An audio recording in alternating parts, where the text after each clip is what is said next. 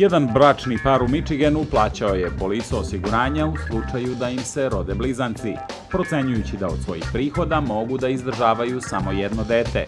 Rešili su da unapred obezbede izdržavanje i za drugo ukoliko se ostvari takav rizik. Žena je, verovali ili ne, rodila blizance, a osiguravajuća kuća Lloyds im je isplatila pokriće po polisi i oni su odmah zatim kupili novu, ako ustreba i za sledeći put.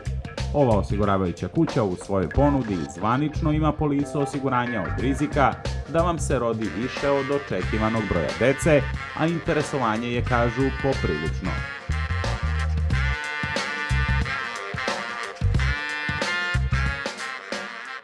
Lloyds je inače poznat po zanimljivim vrstama osiguranja.